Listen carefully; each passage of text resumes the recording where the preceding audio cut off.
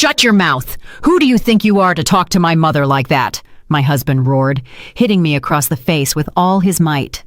His mother smirked with satisfaction. But what happened 15 minutes later completely blindsided him. Before we continue, please like this video, subscribe to the channel, and let me know in the comments what you think about situations like this. Thank you. And now, please enjoy the story. The silence in our small two-bedroom apartment in the Chicago suburb of Willow Creek was special, fragile, like thin ice on a puddle in early spring.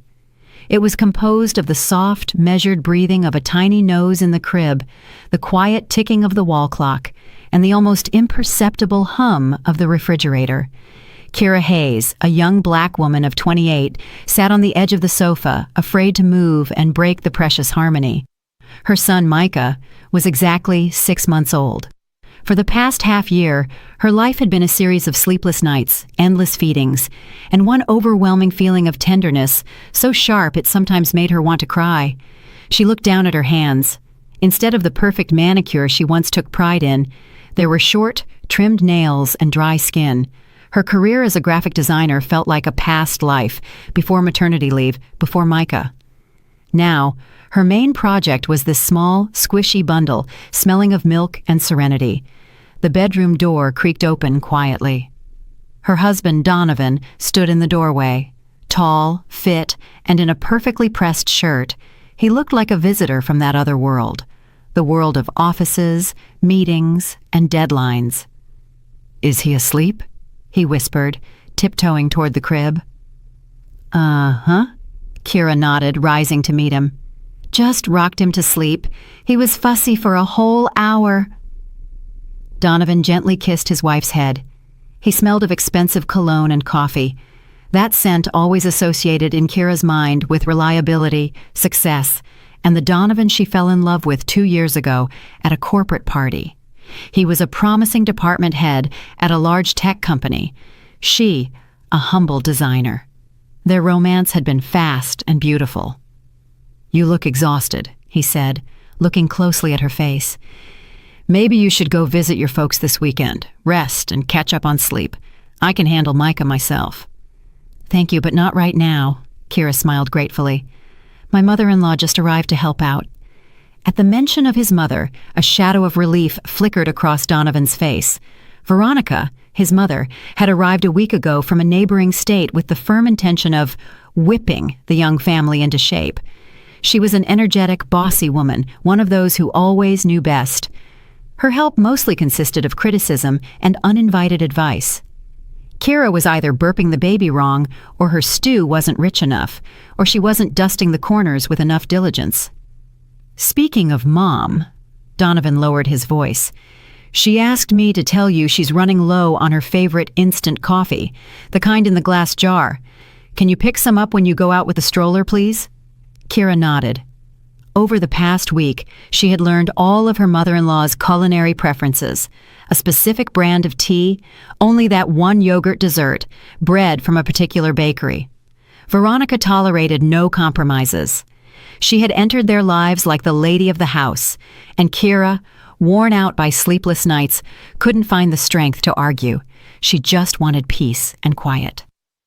That evening, as the three of them sat in the kitchen, her mother-in-law put on her favorite record yet again. "I look at you young people, and I'm just baffled," she began, stirring sugar into her cup. "Nothing you do is right. A house with a mortgage, the wife isn't working because of maternity leave, and the baby cries all the time. I raised my Donnie alone. His father left us early, and I worked 2 jobs, and yet the house was always clean, and my son was fed and cared for." Kira silently poked at her cold side dish with a fork. She had heard this story for the 5th time. Donovan sat glued to his phone, pretending not to hear. He always did that when his mother started her monologues. "Don't pay attention to her," he would say later. "She's just worried about us." "And you, sweetie, you've really let yourself go," Veronica continued, scrutinizing her daughter-in-law from head to toe. "Thin, pale, bags under your eyes. Is that the kind of wife men like? A man needs a muse, a beauty, not an exhausted homemaker." Kira's stomach clenched with hurt. She was sleeping only 4 hours a night. All her time and energy went to Micah. She wanted to scream that she didn't have a minute for herself, that she dreamed of going to a salon or just lying in the bathtub for more than 10 minutes. But she stayed silent. Any word she spoke would be seen as talking back, as disrespecting her elders. "Mom, come on, why are you starting?" Donovan drawled lazily, without looking up from the screen. "Kira is a new mom. It's normal for her to be tired." "Normal?" Veronica exploded. "When I had you, I was back at work within a week. And she's been home for 6 months and complains about being tired." She stood up from the table, signaling the end of the conversation. Walking past Kira, she paused and patronizingly patted her on the shoulder. "It's all right, girl. I'll teach you how to be a good wife and mother. The main thing is to listen to your elders." Veronica headed toward the patio door. A second later, the sharp stench of tobacco smoke wafted through the partially open kitchen door. Her mother-in-law smoked like a chimney, a pack a day. Kira had always known this, but it hadn't mattered before. Now, with her tiny son sleeping in the next room, the smell seemed poisonous. She looked at Donovan. He continued to scroll through his news feed, completely oblivious to the smoke slowly filling the kitchen. Kira stood up and firmly closed the patio door. A dull, inexplicable anxiety was rising inside her. She felt that with her mother-in-law's arrival, her small, cozy world had begun to crack, and the smell of tobacco was only the first, faint sign of the approaching storm. Late that evening, when her mother-in-law had gone to sleep in the guest room and Donovan was showering, Kira sat by Micah's crib, gazing at his serene face. He softly made a sucking sound, scrunching up his nose in a funny way. She ran her finger over his silky cheek. This little person was her entire universe, her purpose, and for him, she was ready for anything, even enduring a bossy mother-in-law. But where was the line where patience turned into betrayal of her own child? She recalled Donovan's words when he proposed, "We'll be a team, Kira, always together." Where was that team now? Why couldn't he see how his mother was slowly but surely tearing their family apart?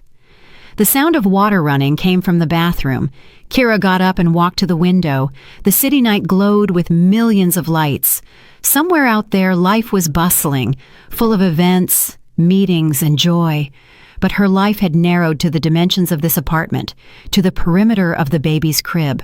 And in this small world, an enemy had appeared, poisoning the air, both literally and figuratively. She opened her mother-in-law's suitcase, which was sitting in the hallway, just to check. At the very bottom, beneath a wallet and a keyring, lay a pack of thin cigarettes and a lighter.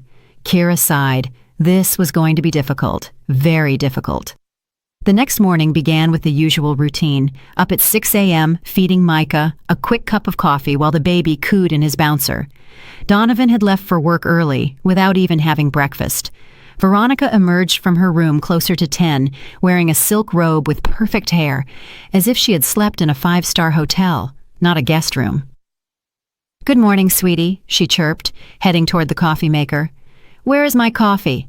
The one Donovan asked you to buy." "Good morning," Kira nodded, changing Micah's diaper on the changing table. "I haven't been to the store yet. I haven't had a chance with Micah." Her mother-in-law pursed her lips in displeasure. Her face instantly adopted an expression of offended virtue. "Strange. I thought a husband's request was law to a wife. Oh well, I'll make do with tea today." She poured herself hot water and sat at the table, pointedly ignoring her daughter-in-law. Kira pretended not to notice the subtle jab. She was already used to the fact that her every action or inaction was subject to immediate judgment. Finishing with Micah, she dressed him in a warm jumpsuit and prepared for a walk. "Where are you going?" Veronica called out. "To the park with Micah. I'll stop by for your coffee, too." "Hold on." The mother-in-law rose. "Let me dress him. That cap you put on him is too thin. It's windy out. You'll make the baby sick." "It's fine. A little fresh air never hurt anyone," the mother-in-law snapped. "I know better. I raised 2 children." Kira stayed silent. Arguing was pointless. Outside, of course, she changed her son's cap, burying the mother-in-law's prickly creation at the bottom of the stroller. Strolling through the park, she thought about how subtly Veronica was taking over more and more space in their lives. She was already deciding what they would eat for dinner, what time the baby would be bathed, and even what clothes he should wear. And Donovan just waved it off. Mom means well. Don't argue with her. It's not worth the trouble. After the walk, Kira put Micah to sleep in his crib and decided to air out the nursery. She cracked open the window, which faced the patio. The weather was wonderful, smelling of spring and fresh leaves. A few minutes later, she returned to the room to check on her son and froze in the doorway. The air distinctly smelled of tobacco. The scent was coming from the patio. Kira peeked out. Veronica was standing with her back to her, happily taking a drag from a thin cigarette and blowing the smoke toward the open nursery window. "Veronica!" Kira exclaimed, unable to stop herself. Her mother-in-law jumped and turned around. There wasn't a shadow of embarrassment on her face. "What is it? Why are you shouting? You'll wake the baby." "You are smoking right by the nursery window." Kira tried to speak calmly, but her voice trembled. "All the smoke is coming into the room." "Oh, come on," the mother-in-law dismissed her. "The patio is big. It'll air out. Honestly, you're such a delicate flower. Back in my day, we lived in crowded starter homes. You could hang a hat on the smoke in the hallway, and no one got sick. We all grew up healthy." She demonstrably took another deep drag and flicked the butt down, right onto the flower bed beneath the window. "Please, don't do that again," Kira pleaded, feeling the anger boil inside her. "Micah is still tiny. Smoke is bad for him." "What's one little cigarette going to do to him?" Veronica scoffed. "You exaggerate. You mothers always treat your children like delicate treasures." She walked past Kira into the kitchen, leaving a trail of acrid smoke behind her. Kira rushed into the nursery and flung the window wide open. The room needed to be aired out immediately. She looked at the sleeping Micah. He was slightly frowning in his sleep and snuffling anxiously. Her heart squeezed with fear and helplessness. That evening, when Donovan returned from work, Kira decided to talk to him. She waited until her mother-in-law went to watch her favorite show and approached her husband, who, as usual, was sitting on the sofa with his laptop. "Donovan, we need to talk about your mom." "Again?" he sighed, leaning back wearily. "Kira, I worked all day. I'm tired. Can we not do this now?" "No, now," she insisted. "She was smoking on the patio today, and all the smoke went into Micah's room." "So what?" Donovan shrugged. "She wasn't smoking in the room itself." "Donovan, you don't get it." Kira felt tears welling up. "It's dangerous for his health. He's so tiny. He could get lung problems, allergies." "Stop being so dramatic," he interrupted. "Nothing serious is going to happen from one time. Mom is an adult. She can't just quit a 30-year habit at the snap of a finger. You need to be more understanding." He spoke so calmly, so casually, as if the issue were merely his mother forgetting to turn off the bathroom light. "But he's our son." Her voice broke into a shout. "Don't you care?" "Of course I care." He raised his voice too. "But my mother is family too. She came here to help us. And instead of gratitude, you grill her and lecture her. She already complained to me that you're picking on her." "I'm picking on her?" Kira couldn't believe her ears. "I'm just asking her not to poison our child." "You know what?" Donovan slammed his laptop shut. "You two figure it out. I don't want to be caught between the two of you. You're both important to me. Just find a way to get along." With those words, he got up and left for the kitchen. Kira was left alone in the middle of the living room. Tears streamed down her cheeks. She felt betrayed. The man who promised to be her rock simply washed his hands of the problem, leaving her alone to deal with his mother. That evening, Kira considered for the first time that Donovan loved his mother more than her, more than their son. The thought was terrifying, and she tried to push it away, blaming it on postpartum exhaustion and hormones. But a cold seed of doubt had already been planted deep in her soul. Late that night, when everyone was asleep, Kira went into the kitchen for a glass of water. The faint smell of tobacco smoke lingered in the air again. She walked to the window. An ashtray, an ordinary coffee mug with a couple of cigarette butts in it, sat on the windowsill, hidden behind the curtains. So, Veronica had been smoking right here in the kitchen, with the window cracked open, while they slept. Kira silently emptied the butts into the trash, washed the mug, and put it back. She wouldn't say anything to either of them, but from that moment on, she would be on guard. A war had been declared, albeit a silent one, and in this war, she would fight for her son alone. A week passed, filled with quiet, draining resistance. Veronica continued to smoke in secret, and Kira kept finding traces of her transgressions: cigarette butts under a layer of vegetable peels in the trash, a faint smell of smoke in the bathroom. She stopped making comments, simply airing out the apartment and trying to keep Micah away from her mother-in-law. Donovan, seeing no open conflict, was in a complacent mood. "See?" he'd say. "I told you two would get along. It just took time." Kira offered a strained smile in response. She knew this wasn't peace, but the calm before the storm. Then, the thing she feared most happened. One morning, Micah woke up with a raspy, barking cough. He was struggling to breathe, his little chest heaving with effort. Panic gripped Kira. She immediately called a pediatrician from a private clinic, distrusting the general practitioner who dismissed everything with, "It's nothing serious, it will pass." The pediatrician, a kind older woman named Dr. Olivia Reed, arrived within an hour. She listened to Micah's lungs, examined his throat, and asked Kira questions. "Does anyone in the house smoke?" she asked, her gaze turning stern. "Yes," Kira answered honestly. "My mother-in-law." "Where does she smoke?" "On the patio in the kitchen. I ask her not to, but—" Dr. Reed sighed heavily. "The boy is developing obstructive bronchitis. For a 6-month-old, that's very serious. His airways are still very narrow, and any irritant, especially tobacco smoke, can cause swelling and spasms." "What should I do?" Kira whispered, her hands turning cold. "First, you must immediately and completely eliminate all contact with smoke. None on the patio or out the window. The smoker must go outside, and after returning, wash their hands and change their clothes before approaching the child. Second, here's a prescription. We will start nebulizer treatments. If there is no improvement within 2 days, or if it gets worse, call an ambulance immediately. He will need to go to the hospital." The words hospital and ambulance sounded like a death sentence. When the doctor left, Kira sat over her crying son's crib, feeling a mix of fear, anger, and despair. Her small, defenseless boy was suffering because of an adult woman's selfishness and stubbornness. That evening, a serious confrontation took place. Kira gathered both Donovan and Veronica in the living room.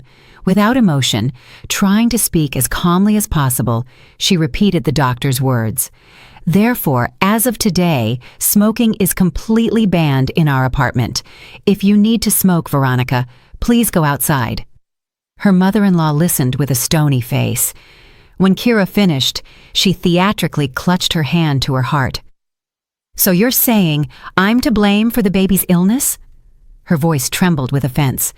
"I am only relaying the doctor's words," Kira answered firmly. "Tobacco smoke is a powerful allergen and irritant for an infant." "What nonsense!" Veronica scoffed. "People have smoked all their lives and children grew up healthy. This is all made up by your newfangled doctors just to squeeze more money out of you. Donnie, you remember Uncle Cole, our neighbor? He smoked like a train, and his daughter was the picture of health." Donovan, who had been silent until then, looked over at Kira. "Kira, maybe you shouldn't be so absolute. It's hard for Mom to run outside every time, especially in the evening. Her legs hurt." "Donovan, we're talking about our son's health." Kira felt herself losing control. "Did you hear what the doctor said? Bronchitis, the hospital? No, this stops now. I forbid smoking in this house. I am his mother, and I am responsible for my child." She looked directly into her mother-in-law's eyes. Veronica's gaze was cold and angry. Unconcealed triumph flickered in it. She had gotten what she wanted. She had provoked an open conflict in which Donovan was once again taking her side. "Fine," the mother-in-law said, surprisingly calm as she stood up. "Have it your way, daughter-in-law. Since you're the boss around here, I won't interfere with your healing process." She left for her room, slamming the door loudly. "Well, there you go. Look what you've done," Donovan said with reproach. "You hurt Mom's feelings. Now she'll be upset all night. And I'll be sitting by our son's crib all night listening to him choke on his cough." Kira cut back, and she went into the nursery. The night was a nightmare. Micah barely slept. The cough racked his little chest. Every 2 hours, Kira gave him nebulizer treatments, holding him in her arms, trying to comfort him. Donovan slept on the living room sofa to rest before work. A couple of times he peered into the nursery sleepily and asked, "How are you two doing?" Kira had a terrible dream. She was in a dark, smoke-filled maze and couldn't find the way out. And somewhere far away, her son was crying. She woke up to that crying. Micah was coughing again. Kira picked him up. He was burning up. The thermometer read 101.3 degrees Fahrenheit. She rushed into the living room. "Donovan, wake up! Micah has a fever. He's worse." "Call an ambulance," he mumbled, without opening his eyes. "I'm scared," Kira whispered. "Don't be. I'm with you." He rolled over onto his other side and started snoring again. Kira stood in the middle of the room, looking at her sleeping husband, the man who had promised to be there in sickness and in health. At that moment, she felt a chilling loneliness. She was alone in this fight, absolutely alone. With trembling hands, she dialed 911. 15 minutes later, she and Micah were on their way to the hospital. Donovan never woke up, and Veronica didn't even leave her room. The hospital corridors smelled of antiseptic and anxiety. Kira and Micah were admitted to an isolation room in the pediatric unit. The diagnosis was confirmed: acute obstructive bronchitis. The next few days turned into an endless cycle of procedures: shots, IVs, nebulizer treatments. Micah cried from pain and fear, and Kira cried with him, feeling guilty that she hadn't been able to protect him. Donovan visited the next day, looking sheepish. "What did the doctor say?" he asked. "She said that a couple more days of secondhand smoke exposure, and he could have had pneumonia," Kira replied flatly. Donovan paled. "I'm sorry," he said quietly. "I didn't think it was that serious. I talked to Mom. She's really upset. She's crying. She promised she won't smoke in the apartment anymore." "I don't believe her," Kira cut back. "Kira, please, don't be like this. She really regrets it." He tried to hug her, but she pushed him away. "I don't have time for this right now. I need to be with my son." Donovan stood there indecisively for a moment longer and then left, leaving behind a bitter feeling of disappointment. His apology felt rehearsed, and his concern for his mother seemed far more genuine than his concern for his son. 5 days later, they were discharged. Micah looked better. The cough was almost gone, but he was weak and cranky. Returning home filled Kira with anxiety. She didn't know what to expect. Veronica met them with feigned warmth. She had cooked dinner, fussed over Micah, and gasped and sighed. "Oh, my poor little daughter-in-law, you look so thin." "Kira, forgive me, an old fool," she said that evening when they were alone in the kitchen. "I truly didn't mean to hurt my grandson. Not another cigarette in the house, I swear." Her eyes were full of tears, and Kira almost believed her. Perhaps her grandson's illness really had affected her. Perhaps she had realized her guilt. The next few days, peace reigned in the house. The mother-in-law genuinely didn't smoke in the apartment. She went outside, just as Kira had asked. Donovan became more attentive, helping with Micah. In the evenings, they even watched movies together, like they used to. Kira began to hope that the crisis was over, that they could fix everything. But one day, while unpacking groceries, she dropped an orange, and it rolled under the kitchen cabinet. Reaching for it, Kira felt something hard with her hand. It was a flat metal box. She struggled to pull it out. It was a cigarette case, antique, silver, with a monogram. Kira opened it. Inside lay 3 thin cigarettes, her mother-in-law's favorite brand. Her heart dropped. She hasn't quit. She just got sneakier. She was hiding cigarettes, smoking somewhere in secret. But where? There was no smell in the bathroom, none on the patio either. Kira began her small investigation. She started listening for sounds, sniffing for smells, and one night, waking up to Micah's cry, she went to the kitchen for a bottle and heard a quiet rustling sound from her mother-in-law's room. The door was slightly ajar. Kira peeked through the gap. Veronica was sitting on the bed with her back to the door. In her hand, she held what looked like a vape pen, blowing clouds of vapor out the open window. A chill ran through Kira. Vapes. They barely smell, but the vapor is no less harmful to the lungs than regular smoke. That's why I couldn't smell it. Her mother-in-law had simply changed tactics. The next day, Kira decided to confirm her suspicions. When Veronica went to the store, Kira slipped into her room. She felt awful, rooting through someone else's things, but maternal instinct was stronger. In a dresser drawer, under a stack of linen, she found what she was looking for: a charger and several bottles of e-liquid. The flavors were fruity, cherry, apple. They could easily mask any characteristic tobacco smell. That evening, she tried to talk to Donovan again. "I found a vape pen in your mom's room. She's smoking it in her room at night." "So what?" Donovan didn't even look away from his computer. "Those aren't regular cigarettes. They're harmless." "Who told you that?" Kira was stunned by his naivete. "They have nicotine, propylene glycol, and flavorings. That vapor is just as dangerous for Micah as smoke is." "Oh, Kira, don't start." He waved his hand in irritation. "You're looking for another reason to pick on Mom. She's already walking on eggshells, afraid to say the wrong thing. She promised not to smoke, and she's not smoking regular cigarettes. What more do you want?" "I want no smoking in this house, period," Kira almost screamed. "None. Can you get that through to your mother?" "And can you stop being such a witch?" he snapped back. "I'm tired of your constant complaints." The conversation had reached another dead end. Kira realized that Donovan wasn't just unwilling to help her.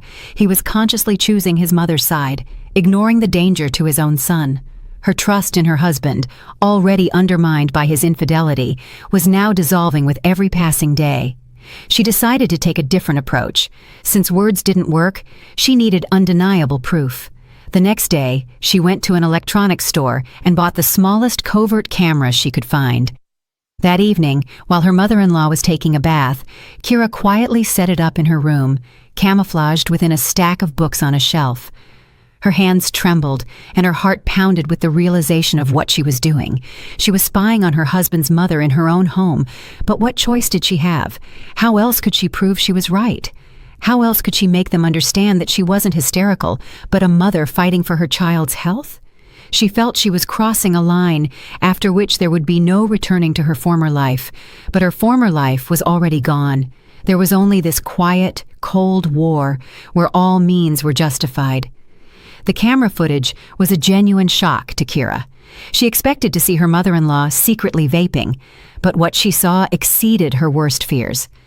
Veronica wasn't just smoking. She was living a double life, full of lies and contempt for them. The very first night recording showed the mother-in-law, after waiting for everyone to fall asleep, pulling out of her secret spot not only the vape, but also regular cigarettes. She sat by the open window and chain-smoked, flicking the ashes into the same coffee mug Kira had found earlier. But that was just the beginning. The camera captured her phone conversations with a friend, a certain Zenaida. "Can you believe it, Zena? That hysterical woman has turned this place into a concentration camp?" Veronica complained, taking a drag. "Smoking bothers her, you see. Her baby is so delicate, but the fact that I'm a wreck because of her and my heart is giving out, that's nothing. My Donnie is such a lamb. Whatever that mouse tells him, he does. She's got the boy wrapped around her finger. But don't worry, I'll give her a run for her money. She'll dance to my tune yet." Kira listened to the recording with a sinking heart. A mouse, hysterical.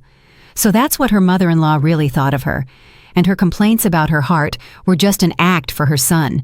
But the most damning clip was recorded the next day. Veronica was talking on the phone with Donovan. Kira recognized her husband's voice, even though it sounded muffled. "Son, I can't take this anymore," the mother-in-law said in a tearful voice. "Kira is absolutely tormenting me. Today she claimed that my perfume gives Micah an allergy and demanded that I stop wearing it. Can you believe it? I told her they were expensive French perfumes, and she said, "You smell like an old chest of drawers." Kira went cold. She had said nothing of the sort. She hadn't even mentioned the perfume. It was a brazen, monstrous lie. "Mom, don't worry about it," Donovan's voice came from the speaker. "You know she has postpartum depression. That's why she's nitpicking everything." "Postpartum depression?" Veronica sobbed. "It's not depression. It's a mean streak. She simply hates me and is turning you against me. I feel like I'm losing you, son." "Mom, don't cry." Donovan's voice became soft and comforting. "You will never lose me. I'll talk to her tonight. I'll put her in her place." Kira turned off the recording. She was shaking. So this was how it worked. Her mother-in-law was methodically and coldly destroying her reputation in her husband's eyes, inventing non-existent slights, playing the victim, and acting out dramas. And Donovan, her husband, her team, believed her every word. He didn't just believe her, he was ready to put his own wife in her place to appease his mother. The scale of the betrayal was much deeper than she could have imagined. It wasn't just about the cigarettes. It was about total disrespect, the insidious game her mother-in-law was playing behind her back, and Donovan's blind, infantile devotion to his mother. She played the recording further and saw what finally killed all hope in her. During the day, while Kira and Micah were out for a walk, Veronica went into their bedroom. The camera in her room partially captured the hallway. The mother-in-law opened Kira's closet and started sifting through her things, wrinkling her nose in disgust. She pulled out a new silk dress that Kira had bought before pregnancy and never worn. She held it up to herself, twirled in front of the mirror, and then threw it on the floor and stepped on it with her heel. Then she took a bottle of Kira's favorite perfume from the vanity, the same one Donovan had given her for their wedding anniversary, and poured half of it down the bathroom sink. Kira watched the screen, unable to breathe. This was not just a petty, spiteful act. It was an act of pure, unadulterated hatred. Why? What did I ever do to her? Why did I deserve this treatment? The answer was simple and awful, simply for existing, for taking her son away, for becoming the lady of the house. Kira saved all the video files onto a flash drive and hid it. Now she had proof. But what should she do with it? Show Donovan? Start a huge fight? She imagined the scene. She shows him the video of his mother pouring out her perfume. And what would he say? Mom got carried away. She's stressed. Or worse yet, he would accuse Kira of staging it all herself to defame his saintly mother. No, she needed to act differently, more subtly, more strategically. Her enemy was cunning and manipulative, which meant Kira had to become the same. That evening when Donovan returned from work, he was moody and dark. He silently went to the kitchen, poured a glass of water, and said, without looking at Kira, "Mom said you forbade her from using her perfume." Kira calmly washed the dishes. She was prepared for this conversation. "I didn't say that," she answered in a steady voice. "Don't lie." He slammed the glass on the counter. "Mom never lies. She said you called her an old chest of drawers." "And you don't entertain the thought that your mother might be lying?" Kira turned to him. "My mother?" He laughed a bitter, angry laugh. "She dedicated her whole life to me. And who are you? You came into our family a year ago and are already trying to establish your own rules and turn me against the person closest to me." His face was contorted with anger. Kira saw before her not her loving husband, but a stranger, a furious man ready to defend his mother from the whole world, even from common sense. "I'm not trying to do anything," she said quietly. "I just want to live peacefully and raise a healthy child." "If you want to live peacefully, learn to respect my mother," he snapped. "And if I hear one more complaint from her about you, you'll regret it." He turned and walked into the living room, slamming the door. Kira was left alone in the kitchen. Cold fury gave way to icy calm. She realized she no longer loved this man. The next day she called her father, Marcus Hayes. She didn't go into detail over the phone, but she knew that her father was the only person who could help her now. Not just comfort her, but help her devise a plan to save herself and her son from this viper's nest. Marcus arrived the next day while Donovan was at work. Kira met him at the door, and he understood everything instantly from her drawn face and dull eyes. "Start talking," he said, walking into the kitchen and sitting at the table. Kira silently put her laptop down in front of him and inserted the flash drive. "Just watch, Dad." They watched all the recordings together. Marcus watched in silence, only the muscles in his jaw twitching. He had seen a lot during his years working for the police department, but the malice captured in these clips shocked even him, especially the scene with the dress and the perfume. When the last recording ended, he remained silent for a long time, staring at the dark screen. "Yeah," he finally said. "An actress from a roadside theater, and her son is just like her." "What should I do, Dad?" Kira asked quietly. "Leave him?" "Without hesitation," he replied. "Pack your things and leave. You need to run from people like that without looking back." "But where will I go? The apartment has a mortgage. Donovan is the owner. I'm on maternity leave without a job." "You'll come to me," her father said firmly. "My apartment is your home. We'll deal with the assets later. The most important thing now is to get you and Micah out of this snake pit." The plan they devised was simple and effective. There was no need to cause a scene or confront them. They needed to act quietly and quickly. That same evening, Kira, after waiting for her mother-in-law to go to her room, approached Donovan. She decided to make one last attempt, to give him one last chance. "Donovan, I want your mother to move out," she said as calmly as she could. "What?" He looked up from his phone. "Are you out of your mind? Where will she go?" "Back to where she came from. She's been our guest for almost a month, and we no longer need her help. On the contrary, she's causing problems." "You are causing problems," he flared up. "Mom came here for us, for her grandson, and you're kicking her out. She's poisoning our son with cigarette smoke and turning you against me." Kira decided to go all in. "That's not true," he shouted. "You're making it all up. Mom is a saintly woman." Kira silently pulled out her phone and played the video fragment where Veronica was complaining to her friend about her mouse daughter-in-law. Donovan stared at the screen, his face changing. He clearly hadn't expected this. That's just women talking," he stammered, though less confidently now. "She didn't mean any harm." "And this didn't mean any harm either?" Kira played the recording of the mother-in-law stomping on her dress. Donovan watched, mouth agape. He was in shock. I don't know what to say," he choked out. "Maybe it's edited?" "Edited?" Kira gave a bitter laugh. "Are you serious? You're ready to believe in a conspiracy theory just so you don't have to admit that your mother is a nasty, malicious person?" He was silent. Kira saw the struggle going on in his head, but to her horror, he made his choice. "Even if it's true," he said, avoiding her gaze, "she's my mother. I can't kick her out. She's an elderly, sick woman." "She's not sick, Donovan. She's a manipulator. And you are her puppet." "Shut up!" He jumped up. "Don't you dare talk about my mother like that." Kira knew this was the end. The last chance was gone. "Fine," she nodded. "If she's not leaving, I'm leaving, and I'm taking Micah with me." "What?" He glared at her. "You can't take my son away from me." "Oh, yes, I can. He'll live with me, and you can stay with your mother."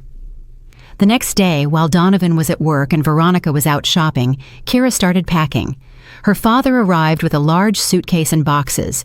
They worked quickly and efficiently. First, everything necessary for Micah: clothes, toys, the crib, the stroller. Then, her personal belongings. Kira looked at the apartment she had once lovingly decorated and felt nothing but disgust. Every object reminded her of lies and betrayal. She left the keys and a short note on the kitchen table. "I'm leaving. I'm filing for divorce." As she, her father, and Micah, sleeping in his car seat, were leaving the building, they ran into Veronica. She was returning with groceries, looking pleased and cheerful. Seeing Kira with her bags, she froze. "Where are you off to in such a hurry?" she asked spitefully. "Home," Kira replied. "And this isn't your home?" the mother-in-law sneered. "The apartment is in Donnie's name, so good riddance, it's about time." Marcus stepped forward. "As for you, Ms. Veronica, we'll be having a separate conversation in court." Veronica was momentarily flustered by his assertiveness. "You'll find out everything soon enough," Marcus snapped, opening the car door for Kira. On the way to her father's place, Kira was silent.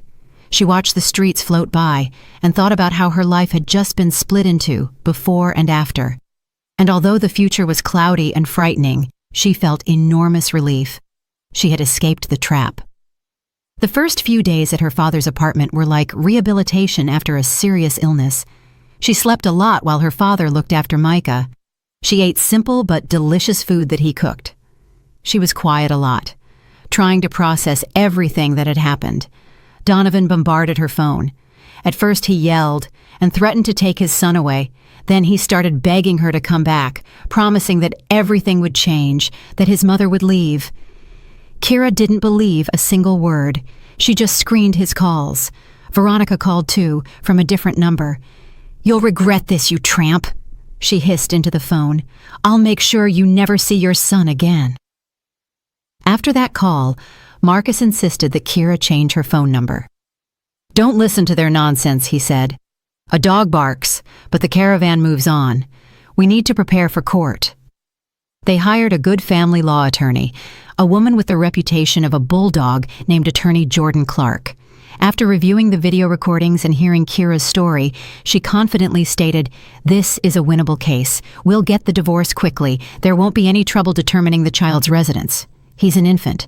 The court almost always grants custody to the mother." "The apartment will be trickier," she warned. It turned out that even though the apartment was in Donovan's name, Kira had the right to half of the equity paid into the mortgage during their marriage. "They'll argue that his mother made the down payment," Jordan cautioned, "but we have an ace up our sleeve." "What is it?" Kira wondered. "Emotional distress and battery. That slap is domestic violence. We can file a separate civil lawsuit that will weaken their position and make them more willing to settle the property division." Kira hesitated. She didn't want to air all the dirty laundry, but her father insisted. "He laid a hand on you. That is a crime. He has to face the consequences." And Kira agreed. She realized this wasn't about revenge. It was about protecting herself and showing that she was no longer a victim. She would never allow anyone to treat her like that again. The litigation began. Just as Jordan Clark predicted, Donovan's side was aggressive. His attorney, a slick man in an expensive suit, tried to portray Kira as an unbalanced, vengeful woman who had provoked the conflict herself and was now trying to fleece his client. Veronica, called as a witness, put on a theatrical performance in the hearings. She cried, clutched her heart, and told the court how her daughter-in-law had humiliated and insulted her. "She called me an old hag," she sobbed, wiping her eyes with a handkerchief. "She forbade me from seeing my grandson." Kira sat next to her attorney, listening to the lies with strange composure. After what she had seen in the videos, nothing could surprise her anymore. Donovan behaved differently in court. He didn't yell or accuse. He sat looking like a beaten dog, casting pleading glances at Kira. He tried to elicit pity, guilt, but Kira was resolute. She looked right through him, remembering his shout and the hand raised to strike her. Parallel to the divorce and property division, the battery case was proceeding. Kira had undergone a medical examination immediately after leaving her husband. The bruise on her cheek had been documented. Donovan faced a fine and administrative arrest. This made him noticeably nervous. The pressure from the Hayeses increased. They started an information war. Veronica called all their mutual acquaintances, telling her version of events. She described Kira as an ungrateful shrew who had married for money and was now trying to leave her son with nothing. Some people believed her. A few of Kira's friends from Donovan's company cut ties with her. She was hurt, but not broken. She knew her real friends stayed with her.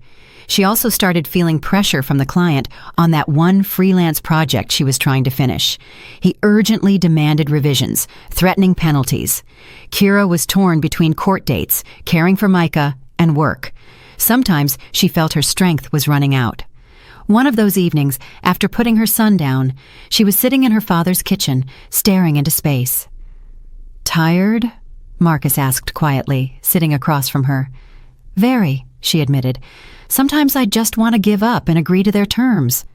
"Never," her father said firmly. "Do you hear me?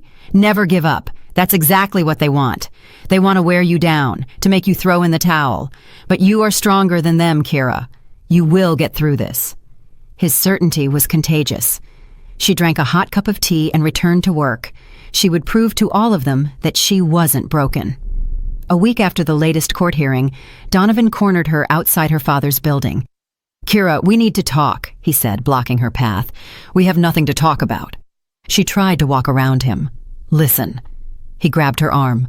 "Withdraw the battery complaint, please. I'll have problems at work if I have a conviction." "You should have thought of that sooner," Kira answered coldly, pulling her arm away. "I'll make it up to you," he said quickly.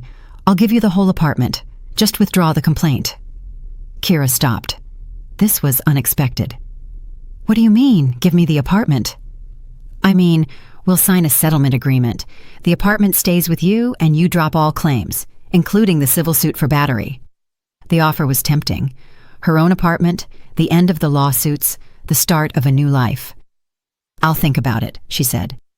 That evening, she discussed it with her father and her attorney. Jordan Clark was skeptical. "It's too generous. There's a catch. He's not afraid of a fine. He's afraid of something bigger. Maybe a conviction could affect his career advancement or getting a loan." "And if we agree, will he go back on his word?" Kira asked. "We'll formalize everything legally, a settlement agreement approved by the court. He won't be able to back out of it." Her father was also in favor. "The apartment is a good guarantee for your and Micah's future. Let him live with his fears. Punishment isn't always jail. Sometimes it's the loss of everything you held dear." Kira agreed. She wanted to end this agonizing saga as quickly as possible. Jordan contacted Donovan's attorney, and they began preparing the settlement documents. Kira almost believed that everything would soon be over, but she had underestimated her mother-in-law's cunning. The day before the signing, Veronica called her. "Well, did you get what you wanted?" Her voice dripped with venom. "Taking the last thing away from my son."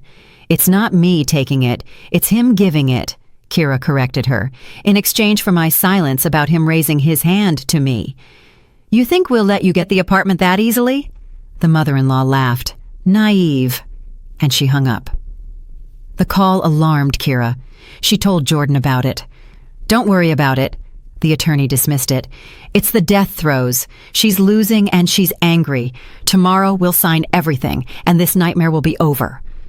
But the nightmare was only just beginning. The climax of this drama was still ahead, and it was to take place where it all started, in their former apartment.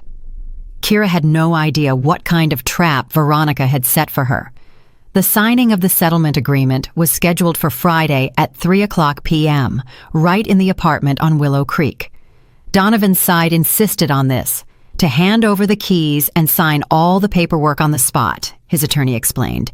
Jordan found it strange, but agreed, warning Kira to be on guard. Kira arrived with her father. Marcus, though retired, had not lost his investigative instincts and insisted on being present for the transaction. "Just in case," he said. Donovan opened the door. He looked nervous, constantly glancing around and fidgeting with his shirt cuffs. The apartment was unusually quiet and felt empty. Some furniture was missing. "Come in," he mumbled, letting them into the living room. His attorney and Veronica were already in the room. The mother-in-law sat bolt upright in an armchair, watching Kira with unconcealed hatred. "Where is Jordan Clark?" Marcus asked, looking around. "She's running late," Donovan's attorney replied. "Stuck in traffic. But we can start without her. It's a simple formality." Kira's father frowned. "No, we'll wait." A tense silence fell. Veronica deliberately pulled a cigarette and a lighter from her purse. "Do you mind?" she asked in an icy tone, looking straight at Kira. "Nerves are shot." "I do mind," Kira answered calmly. "You know perfectly well I can't stand smoke." "Oh, forgive me," the mother-in-law feigned remorse. "I completely forgot about your delicate constitution." She didn't put the cigarette away, continuing to twist it in her fingers. At that moment, Marcus's phone rang. "Excuse me," he said, stepping into the hallway. "Just a minute." As soon as the door closed behind him, the atmosphere in the room instantly changed. "Well, you witch, are you happy?" Veronica hissed, rising from the armchair. You ruined the family. You left my son homeless." "That was his choice," Kira countered. "His choice?" Donovan interjected. His voice was shaking with anger.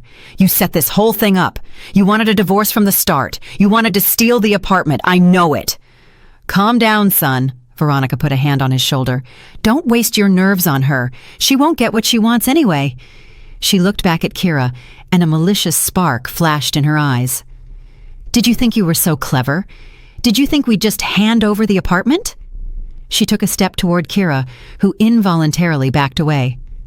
"What are you planning?" she asked, feeling a wave of icy fear rise in her throat. Instead of answering, Veronica walked to the china cabinet where their wedding photos used to sit and pulled out a small jewelry box. "Do you know what this is?" she asked, opening it. Inside, on a velvet cushion, lay several gold pieces: rings, earrings, a necklace. "Those are my jewels," Kira said, surprised. "I thought they were lost in the move." "They weren't lost," the mother-in-law smirked. "They were waiting for their moment." With those words, she walked to the window, flung it open, and shouted, "Help! I'm being robbed!" and threw the jewelry box into the street. Kira froze in bewilderment, not understanding what was happening. Below, the sound of breaking glass could be heard. There was a neighbor's small greenhouse beneath the window. "What are you doing?" was all Kira could whisper. "Mom, what is this?" Donovan shouted, rushing to the window, but it was too late. The apartment door burst open, and 2 police officers appeared on the threshold. Marcus stood behind them, his face impassive. "Did someone call the police here?" one of them asked sternly. "Yes, I called!" Veronica immediately cried out, pointing a finger at Kira. "There she is. This woman broke into our apartment, threatened me, and stole my jewelry, then threw it out the window to hide the evidence." The police officers looked at Kira. She stood in the middle of the room, pale as a sheet, unable to utter a single word. It was an absurd, nightmarish spectacle. "Ma'am, come with us," the second officer said, walking toward her. "Wait," Marcus intervened. "This is a mistake. This is my daughter, and this is her apartment." "Her apartment?" Veronica burst into hysterical laughter. "She is no one here! Ask my son, Donnie, tell them!" All eyes turned to Donovan. He stood by the window, white as a wall, looking back and forth between his mother and Kira. This was the moment of truth, the moment when he had to make a choice. "Donovan," Kira called softly. He looked up at her, and his eyes were empty. I don't know," he mumbled. "Mom was shouting. She came in. She started demanding something." He didn't defend her. He didn't even try to tell the truth. He was just afraid and betrayed her again. "I see," Marcus said. His voice was calm, but steel rang in it. "All right, daughter, don't worry." He turned to the officers.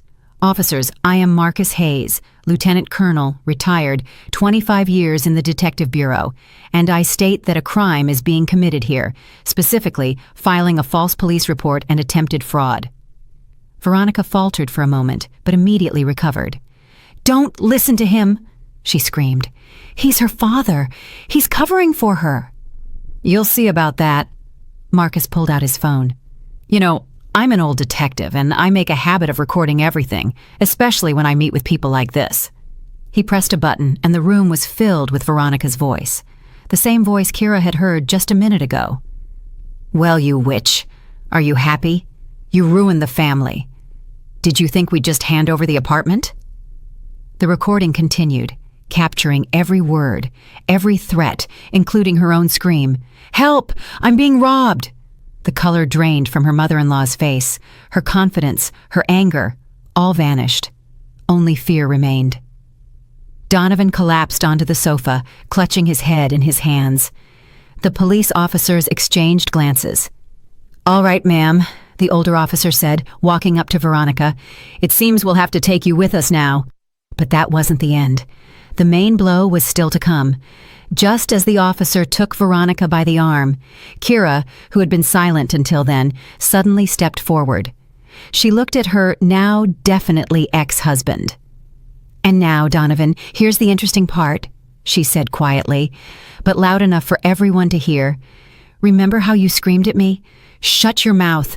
Who do you think you are to talk to my mother like that?" He raised a haunted gaze to her. "Well, I am Kira Hayes, the woman you betrayed, the mother of your son, and the owner of this apartment. And you know why?" She pulled a folded piece of paper from her purse and handed it to him.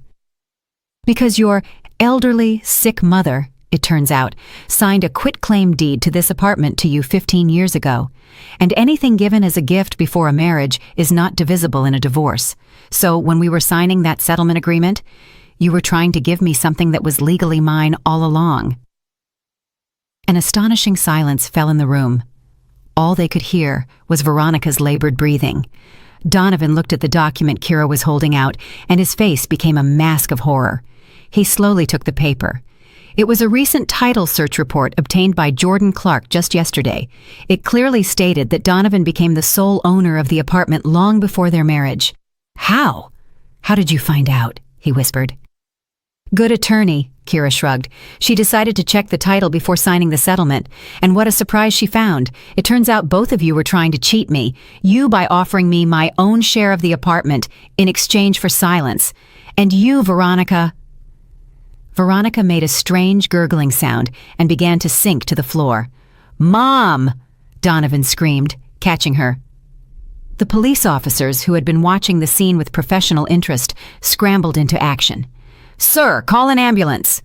Marcus was already dialing the number. Kira stood in the middle of the chaos, feeling a strange, icy emptiness.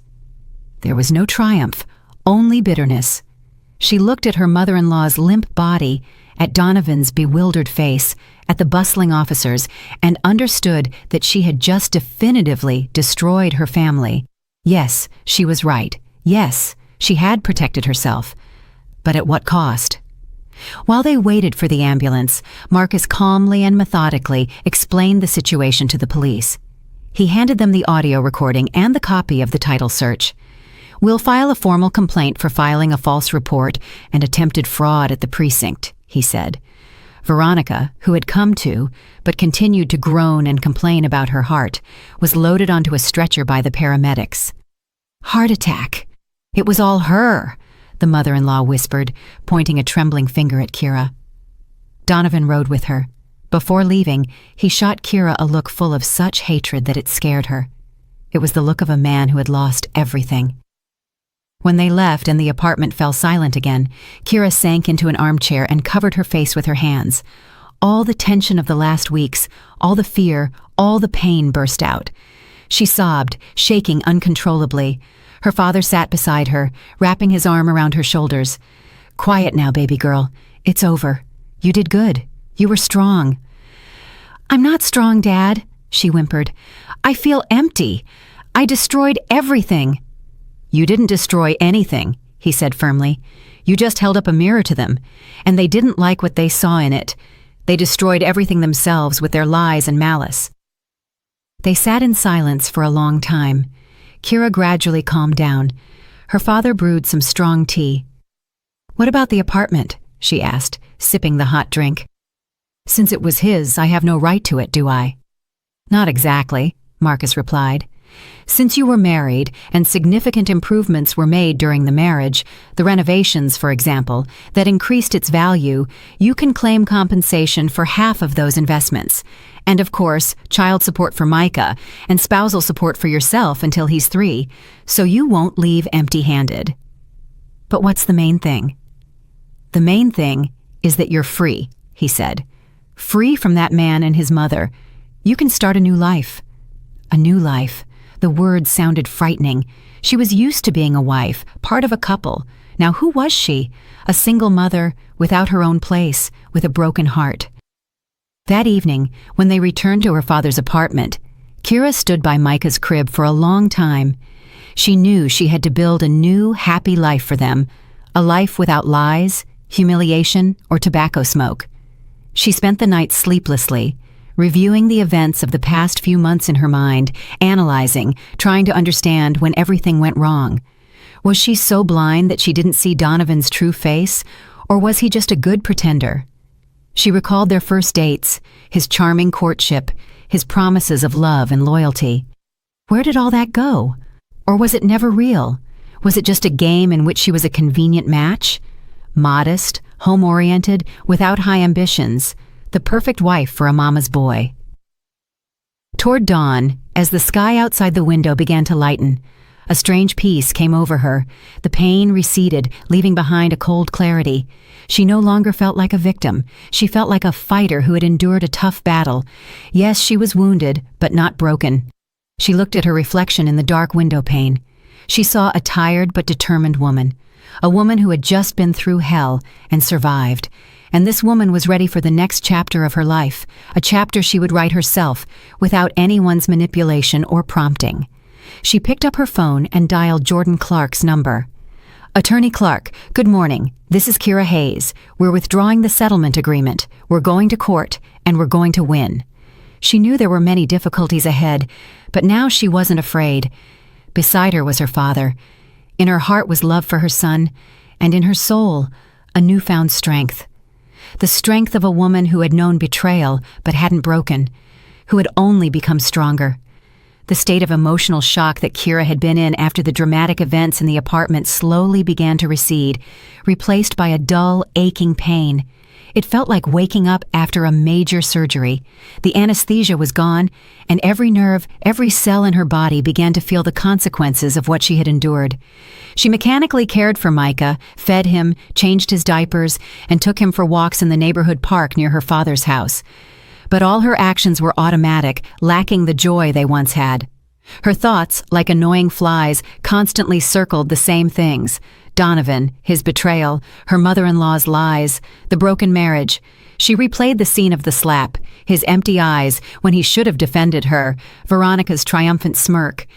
These images provoked sudden fits of sharp hatred, then waves of all-consuming self-pity. Sometimes, looking at the sleeping Micah, she would start to cry, quietly, soundlessly, so as not to wake him or alarm her father. She felt like her life was over, that she would never be able to trust men again, never be happy again. Marcus saw his daughter's state and tried to be close without prying. He took on some of the childcare, giving Kira a chance to be alone for at least an hour to collect herself. He didn't lecture her or offer platitudes like, "Time heals all wounds." He was simply there, silent, reliable, like a rock. One of those evenings, he walked into her room. Kira was sitting on the floor, sorting through old photo albums. The yellowed pictures showed her parents, young and happy. Here they were at a protest, here at a picnic. Here, he was holding newborn Kira. "Your mother was a very strong woman," Marcus said quietly, sitting beside her. "I know," Kira whispered, staring at a photo of her mother laughing and pushing her on a swing. "When she got sick, the doctors gave her almost no chance," her father continued. "But she fought until the very last day, not for herself, but for you. She wanted to see you grow up, go to school, fall in love." He paused, struggling to contain the lump in his throat. "She wouldn't want you to be defeated now," he said, taking his daughter's hand. "She would want you to fight, just like she did, for yourself and for Micah." Her father's words, simple and sincere, affected Kira more deeply than any therapy session. She lifted her tear-filled eyes to him. "But I don't know how, Dad. It hurts so much, and I'm so scared." "Fear is normal," he nodded. "But you can't let it control your life. You have to turn your pain into fury, a cold, calculated fury that will help you win." He spoke like a detective giving instructions to a subordinate, and that professional firmness in his voice was sobering. "Do you think I can do it?" "I don't think so. I know so," he said confidently. "You are my daughter, and your mother's daughter. You have her backbone. You just don't know it yet." This conversation was a turning point for Kira. She realized she had two paths, either drown in self-pity and allow the Hayes to completely crush her, or gather her strength and fight back. She chose the latter. That night, for the first time in a long time, she slept peacefully without nightmares and woke up with a clear sense of purpose. She would no longer cry, she would act. Her first call was to attorney Jordan Clark. "Jordan, we're continuing the fight. she said in a firm voice. "I want to get everything I'm legally entitled to. Compensation for the renovations in the apartment, child support, and support for myself until Micah is 3. And I want Veronica to answer for filing a false police report." The lawyer on the other end of the line gave an approving chuckle. "Now that's the fighting spirit I like. Excellent, Kira. Regarding the false report, we've already filed the complaint. The police are investigating. That audio recording is 100% proof. She faces a serious fine, maybe even probation. That will certainly cool her ardor. Regarding the property, we will demand a construction appraisal to assess the value of the renovations you did during the marriage. It will take time, but we will prove that the apartment's value significantly increased thanks to your joint investments." Over the next few weeks, Kira dedicated herself to gathering evidence. She dug up old receipts for building materials, found contracts with workers in her email, and compiled lists of furniture and appliances bought during the marriage. This meticulous work distracted her from gloomy thoughts and gave her a sense of control over the situation. She also resumed work on her freelance project. The client, surprisingly, met her halfway when she honestly explained the situation and asked for an extension. Finishing the project gave her not only a fee, but also confidence in her own abilities. She could work, she could earn money, she could provide for herself and her son. She wasn't the helpless victim that Donovan and his mother wanted to see. One day, while walking Micah in the park, she ran into her old college friend, Nia, whom she hadn't seen in almost a year. "Kira, hey!" Nia rushed to hug her. "Long time no see. And who is this little one?" They sat down on a bench, and Kira, without even expecting it, told her everything. Nia listened without interrupting, her cheerful face growing more serious. "That jerk," she said without malice when Kira finished. "And his mother is a witch. Listen, have you ever thought about—" Nia suddenly fell silent, squinting mischievously. "About what?" "I have an idea how we can teach them a lesson. Not legally, but in a way that's personal so they won't forget it." Nia's idea was bold and a little mischievous, but Kira liked it. There was something about it that answered her new mindset, her desire not just to defend herself, but to strike back, a blow that would make them feel at least a fraction of the pain and humiliation she had endured. They spent another hour in the park discussing the details, and as Kira walked home, a smile played on her lips for the first time in a long time. It wasn't the forced smile she had shown for the past few months. It was the smile of a woman who had a plan for small but very righteous revenge. The plan Nia proposed was simple and brilliant in its simplicity. Betrayal, domestic violence, a cunning mother-in-law. People love stories like that. "You're suggesting I write an article?" Kira asked with doubt. "But that's airing our dirty laundry." "And they weren't shy about airing it, were they?" Nia countered. The idea was to write an anonymous story based on the events of Kira's life, changing the names and some details, but keeping the core of the drama: a tyrant husband, a manipulative mother-in-law, the story of the slap, the setup, the theft, and the house deed. "You see," Nia passionately argued, "Donovan works for a major tech company. He's a public figure, a manager. Reputation is everything to him. Now imagine his colleagues, his boss, reading this story. They won't know for sure it's about him, but the details will make them wonder, especially if we add a few subtle hints." The hints were subtle, but recognizable to those in the know, Nia assured her. "Kira, this isn't revenge, it's self-defense. You have to show him you're not afraid anymore." Kira thought long and hard. On one hand, it felt like gossip, settling scores. On the other, she remembered her father's words. "Turn your pain into fury." This article could be her way of venting everything she had bottled up, while simultaneously striking at Donovan's most vulnerable spot, his ego and his career. She agreed. They spent several evenings working on the text. Kira recounted, and Nia wrote, shaping her fragmented, emotional memories into a smooth, compelling narrative. Working on the article had an unexpected therapeutic effect. By recounting her story again and again, Kira felt as if she were watching it from the outside. She saw not only her pain, but also her mistakes, her excessive trust, her unwillingness to notice the red flags, her passivity. "I was so foolish," she said one day, finishing the account of yet another humiliation. "No, you weren't," Nia reassured her. "You were in a bad situation. Now you're taking back your power." The article was published anonymously on a popular local online forum under the title, "The Price of Silence: How I Escaped My Husband and His Vicious Mother." It went viral almost instantly. The comment section exploded. Women shared their own stories, expressed support for the anonymous author, and gave advice. "Run, girl. He's not worth it. The mother is simply a monster." Kira read the comments, and it made her feel lighter. She wasn't alone. Thousands of women had gone through something similar, and her story could help someone, warn them, or give them strength. That same evening, Donovan called her. His voice was distorted with rage. "What have you done, you tramp?" he yelled into the phone without any preamble. "What are you talking about?" Kira asked calmly, though her heart was pounding. "Don't pretend. That article! Everyone at work is whispering behind my back. My boss looked at me funny today." "What article?" Kira continued to feign ignorance. "I don't read local forums. I have other things to worry about." You did this deliberately," he choked on his anger. "You decided to destroy my career." "Donovan, if anyone is destroying your career, it's you yourself with your actions," Kira retorted. "And if you recognized yourself in an anonymous story, maybe you should think about why." And she hung up. An hour later, Nia called. "Well, any reaction yet?"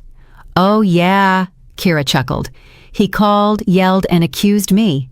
"Perfect," Nia said, pleased. "We hit the target. Stay strong, girl. He'll be even angrier now."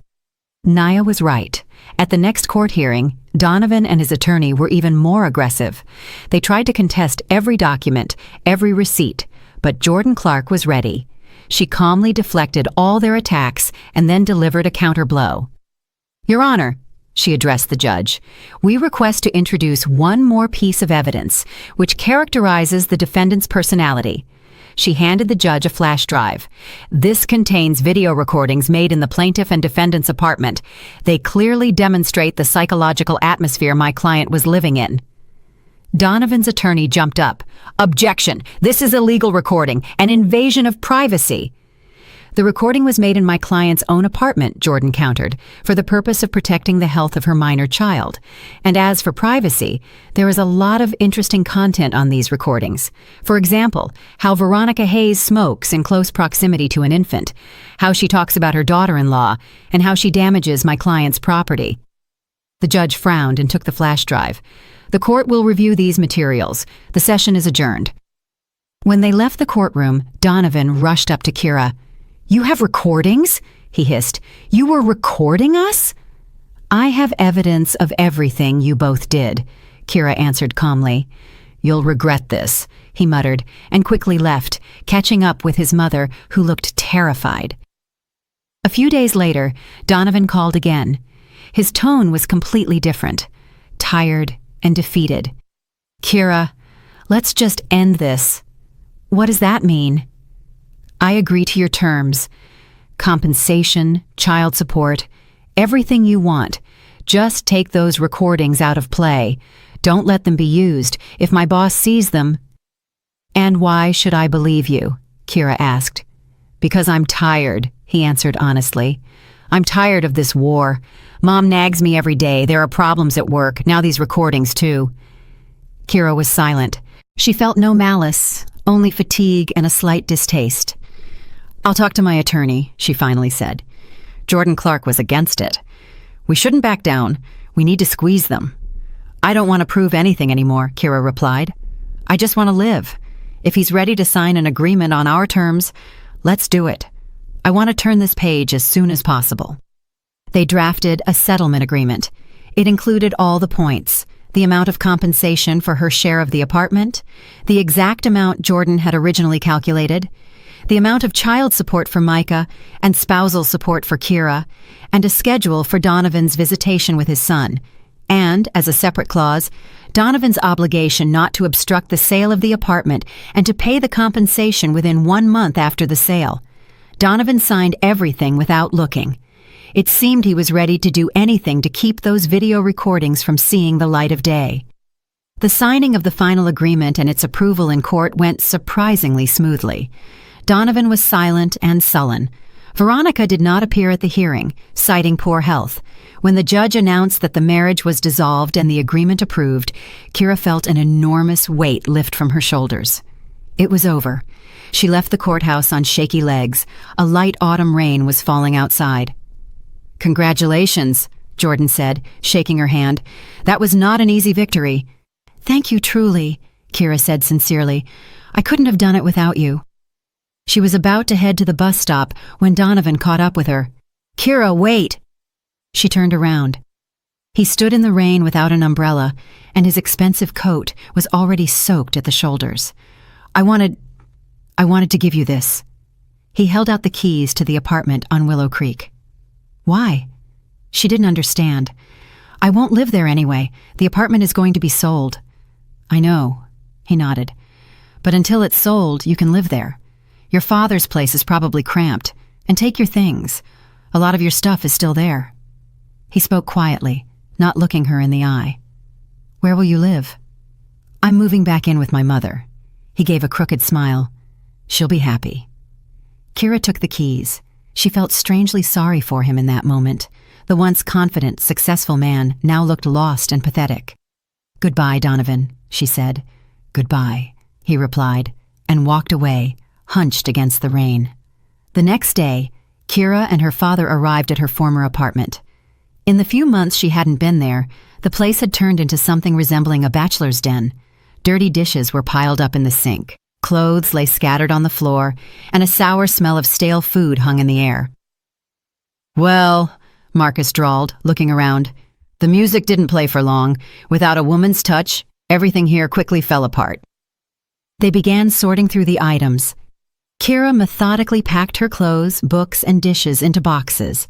Each item brought a wave of memories. This cup, which they used to drink tea from in the evenings, this blanket, under which they watched movies, and this frame with their wedding photo pushed into the back corner of a shelf. She took out the photo. Happy, smiling faces. It seemed like another life. She removed the picture from the frame and tore it into tiny pieces. The past needed to be let go. In Donovan's closet, on a shelf, she stumbled upon a familiar flat box. Veronica's silver cigarette case. It was empty. Apparently her mother-in-law had forgotten it in her haste. Kira turned it over in her hands and tossed it into the box of trash. She no longer needed clues or reminders. That evening, when almost everything was packed, there was a knock at the door. Kira opened it. Veronica stood on the threshold. She looked terrible, pale, thinner, with dark circles under her eyes. "Can I come in?" she asked quietly. "Why?" Kira asked guardedly. I wanted to talk." Kira hesitated but let her in. Marcus, who had come out of the room at the sound, silently stood in the doorway, ready to intervene at any moment. "I came to apologize," Veronica said, not looking at Kira. "I was wrong about everything." It was so unexpected that Kira was taken aback. I don't know what to say." "You don't have to say anything." The mother-in-law raised her eyes, and Kira saw tears in them. "Just listen. I was always afraid of being alone. My husband died when Donnie was only 10. I poured everything into him my whole life. And when he married you, I got scared that he would forget me, that I would become unnecessary to him. And I started doing foolish things. I was jealous, I nitpicked, I tried to prove that I was more important. You almost..." She stopped at the door and turned back. "And the cigarette case? It was my father's, the only memory of my dad. If you find it, please return it." Kira silently took the silver box from the trash box and handed it to her. A month later, the apartment was sold. Kira received her share, almost $150,000. It was enough to buy a small but cozy one-bedroom condo in a new development near a park. She renovated it and furnished it to her taste. It was bright. Donovan paid child support diligently and saw Micah on weekends. Their communication was cool but polite. He never moved out of his mother's apartment. Acquaintances reported that he often drank and changed jobs. His career at the tech company had gone downhill after the scandalous article. He became irritable and withdrawn. Kira felt no hatred toward him, only sadness that everything could have been different if he had only found the strength to grow up and separate from his mother. But he made his choice, and she made hers. 2 years passed. The spring sun flooded the spacious kitchen and living room of Kira's new condo with light. Her life had changed beyond recognition in those 2 years. She had gone from a crushed, insecure woman to a successful, independent mother who stood firmly on her own 2 feet. After the divorce, she didn't return to the office. She continued to freelance, and her talent as a graphic designer was finally appreciated. Word of mouth worked better than any advertisement. She gained major clients, a stable income, and, most importantly, the opportunity to work from home and spend maximum time with her son. She read a lot, started yoga, and began learning Italian. She was discovering a new world where she was the main character, not a supporting role in someone else's drama. The relationship with Donovan and his mother had dwindled. He still saw Micah, but their meetings became rarer. He often canceled at the last minute, citing being busy or feeling unwell. Kira didn't insist. She saw that the visits didn't bring her son joy. Donovan was distant with him. He didn't know what to talk about or what to do. Veronica no longer tried to contact her. Kira heard from mutual acquaintances that she had declined significantly, was sick, and rarely left the house. Her plan to control her son's life had failed, and it had broken her. Kira felt no malicious joy, only quiet sorrow that one destructive passion, the thirst for power over another person, could poison the lives of both herself and those around her. A new person had entered her life. His name was Julian. He was an architect, a divorced father of a charming 5-year-old daughter named Chloe. They met by chance in the park when their children were fighting over a swing. They started talking, then met again and again. Julian was Donovan's complete opposite, calm, reliable, and attentive. He didn't speak beautiful words, but his actions spoke for themselves. He would drive across town late at night to fix her leaky faucet. He listened to her work stories with genuine interest. He adored Micah and treated him like his own son. Marcus, who was initially wary of all men, gave his approval after meeting Julian. Good man, genuine. You can count on him. Today, they were expecting Julian and his daughter Chloe as guests. Kira had baked her signature pie, the same one she had once tried to make for Donovan, but he had always found flaws in it. Julian, however, was crazy about it. The doorbell rang. Micah rushed into the hallway with a joyful shout of, "Uncle Julian!" Kira followed him. Julian stood on the threshold with a huge bouquet of daisies, her favorite flowers, and a large box. Chloe shyly hid behind his back. "Hello, beautiful women," Julian smiled, handing Kira the flowers. "These are for you." He came in, scooped Micah into his arms, and spun him around the room. The boy laughed uncontrollably. Kira watched them, and her heart filled with quiet, warm happiness, the very happiness she had only dreamed of. A happiness built not on passion and beautiful promises, but on respect, care, and trust. They sat at the table, drinking tea and eating pie. The children played in the next room. Julian talked about his new project. Kira, about a funny incident with a client. Everything was so simple, so natural, so right. "You know," Julian said, taking her hand, "I thank fate every day for that swing in the park." "Me too," Kira smiled. Just then, her phone pinged with a short notification. A message had arrived. She quickly glanced at the screen. An unfamiliar number. "Hey, it's Donovan. I know I have no right, but I wanted to wish Micah a happy birthday. He's 2.5 today. I remember. Tell him his dad loves him. And also, I'm sorry for everything. Be happy." Kira silently deleted the message. She felt neither anger nor offense, only slight surprise that he even remembered the date. The past had finally let her go. She turned to Julian, who was looking at her with slight concern. "Everything okay?" "Yes," she nodded. "Everything is just wonderful." She leaned her head against his shoulder, listening to the children's laughter from the next room, and thought about how winding and unpredictable the road to happiness can be. Sometimes you have to go through betrayal to learn to value loyalty. Sometimes you have to know pain to find true joy. Sometimes the darkest night comes right before the dawn. Her dawn had arrived, and she knew that a long, bright, and happy day lay ahead of her. Dear friends, thank you for being with me and listening to my story to the end. I hope it helps some of you who find yourselves in a similar situation to find the strength within yourselves and never give up. Remember that you deserve respect and happiness. Never let anyone convince you otherwise. If you liked my story, please subscribe to the channel, give it a thumbs up, and share your thoughts in the comments. Your support means a lot to me.